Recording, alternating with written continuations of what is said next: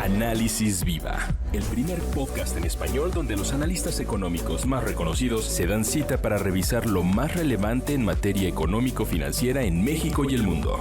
Análisis Viva. ¿Qué tal? Bienvenidas, bienvenidos. Mi nombre es Salvador Leal, director de comunicación de la Bolsa Institucional de Valores, y les doy la bienvenida al podcast semanal Análisis Viva, un espacio que hemos construido de la mano de los especialistas más relevantes del sector económico y financiero durante los últimos 4 años.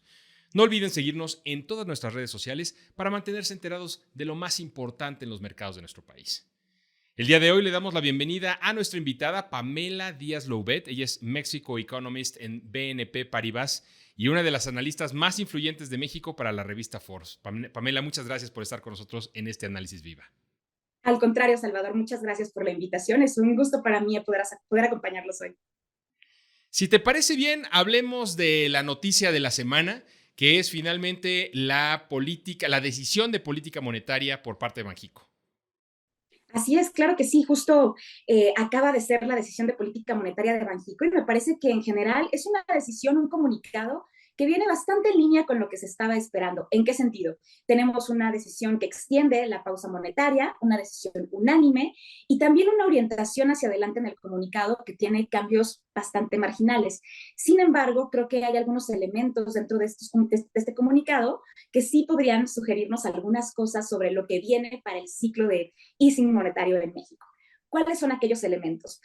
Número uno, notemos cómo dentro del balance de riesgos de inflación se está incorporando al tipo de cambio ya no solamente como un riesgo a la alza para la inflación, sino también un riesgo a la baja, ¿no? Es decir, hay un reconocimiento de que a pesar de que hay cierta simetría respecto a tipo de cambio e inflación, sí que podría tener un impacto que ayude al proceso desinflacionario en México.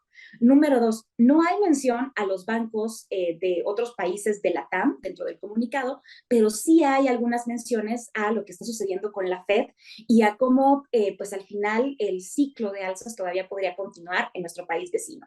Y por último, no dejar de lado que hay una revisión marginal de corto plazo en los estimados de inflación para México, tanto para la general como para la subyacente.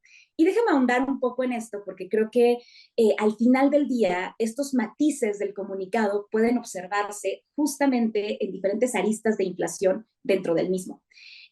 Justamente vemos que hay una revisión de corto plazo, que esto al final del día se esperaba por cómo hemos visto los datos de inflación en México, pero notemos cómo se mantiene cierta cautela a la hora de revisar los estimados de mediano y largo plazo dentro de los estimados que tiene Banco de México.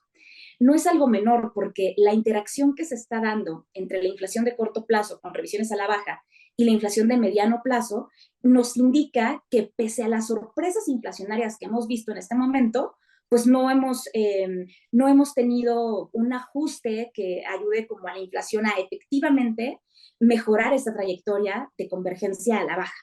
Entonces, creo que es algo importante que resaltar del comunicado de hoy. Oye, Pamela, respecto a los datos económicos que salieron esta semana, ¿cómo perfilan el ciclo monetario en México durante los siguientes meses? Finalmente, la decisión de política monetaria obedece, ¿no?, a muchos factores, claramente al término inflacionario, pero también, ¿no?, quienes están tomando estas decisiones en el seno de Banxico no dejan de darse cuenta de cómo está el resto de la economía. Claro, es muy importante lo que mencionas, porque al final, estas últimas semanas, hemos visto datos económicos que, pues, por ejemplo, en México tuvimos una sorpresa a la baja en la inflación, una inflación en Estados Unidos que también sale y parecería ya estar mucho más en línea a consenso, pero a su vez vemos datos económicos en México con revisiones a la alza, y pues bueno, vamos, al final del día tenemos a la Fed con un riesgo de seguir subiendo y a otros bancos centrales en Latinoamérica justo siguiendo la tendencia contraria. Entonces, es muy interesante porque me parece que la función de respuesta de Banco de México está, digamos que tomando diferentes variables en diferentes etapas. Entonces, déjame un poco estructurar aquí mi respuesta platicándote de cómo perfilamos un poco el proceso de easing monetario en México. Lo vemos como un proceso de 4 etapas.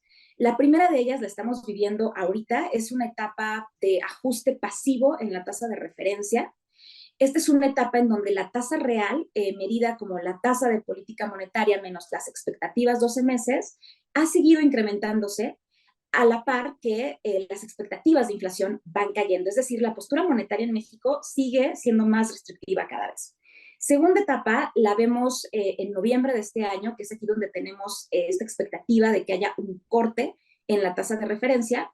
Y aquí básicamente lo que estamos previendo es que Banco de México va a intentar mantener sin cambios la tasa real.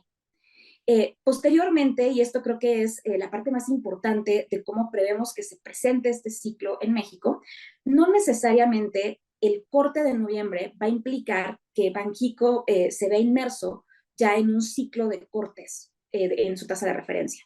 La forma en la que lo vemos es, esta segunda etapa es un ajuste y hay una tercera etapa que ya es el ciclo de cortes que no prevemos que suceda hasta el segundo trimestre del siguiente año. Lo que quiero transmitir con esto es que se puede dar el corte en noviembre, tal vez diciembre, por un tema de ventanas de oportunidad en la inflación, subyacente particularmente, pero en febrero podríamos tener una nueva pausa asociada a cómo algunos de los choques que podrían impactar la trayectoria de inflación el siguiente año, pues tendrían que verse cómo cambia o no cambia en su defecto la trayectoria de convergencia, ¿no? Entonces, tercera etapa sería el ciclo de cortes, después de una pausa al inicio del siguiente año.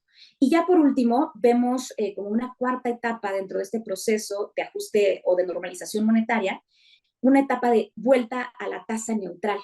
Esto no lo vemos hasta 2025, creemos que la estancia de política monetaria va a seguir siendo restrictiva durante todo 2024, y esto porque es muy probable que a pesar de que la inflación ha seguido una tendencia a la baja, es probable que se estacione también por ahí del 4.5% y le cueste un poquito más de trabajo llegar a los niveles de objetivo que tiene Banco de México, ¿no? Entonces, solo para resumir, es un proceso que vemos que va a ser lento, es un proceso que creemos que va a depender todo el tiempo de diferentes variables, no solamente de la Fed o de la inflación o de las expectativas o de cómo interactúan estas expectativas de Banxico con la inflación realizada, sino que va a ser cambiante y pues bueno, no libre de riesgos, ¿no? Llegando a la tasa neutral, que nosotros anticipamos sea una tasa terminal de 5.75 hasta el tercer trimestre de 2025. Oye, Pamela, y siguiendo esta misma línea de política monetaria y hablando de los ciclos que mencionabas, ¿qué implica para Banxico que otros bancos centrales en Latinoamérica ya estén también comenzando con ciclos de corte? Claro, se ha escuchado mucho que, pues bueno, al final del día Banco de México también comenzó su ciclo de cortes, pues mucho antes que los países desarrollados. Sin embargo, esto no es una condición para que Banco de México tenga que comenzar su ciclo de corte antes. Hemos visto ya como otros bancos centrales en la TAM lo han hecho y lo han hecho de manera mucho más pronunciada de lo que se estaba esperando. Creo que hay una diferencia sustancial entre los bancos centrales de la TAM y lo que está sucediendo en México con Banxico.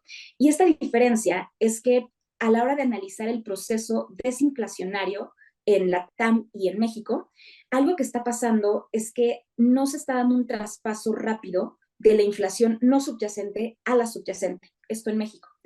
Y es importante porque lo que estamos viendo en este momento es una divergencia entre la inflación subyacente y no subyacente, Sí. porque la no subyacente al final se está viendo beneficiada por todas las caídas en precios y cómo se han diluido los choques, ¿no? Entonces, lo que diría aquí es que dada la naturaleza y ritmo que está llevando a cabo este traspaso de precios no subyacentes a subyacentes, Banxico es probable que tenga una mayor cautela a la hora de reaccionar con el ciclo de cortes, ¿no? La verdad es que vemos aquí un banco central mucho más ortodoxo en este sentido, justamente por la resistencia que está mostrando la inflación subyacente a adoptar una trayectoria ya mucho más clara hacia su objetivo, ¿no?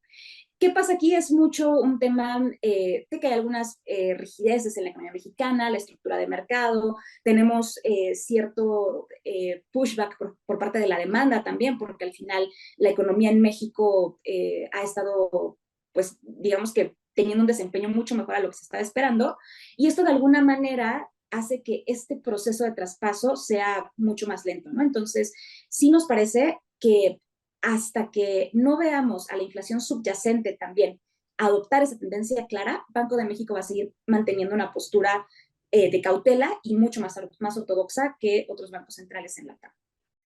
Seguiremos muy al pendiente de lo que nos comentas, Pamela. Muchas gracias por este análisis tan claro. Te agradecemos que nos hayas acompañado en este episodio de la 4ª temporada de Análisis Viva.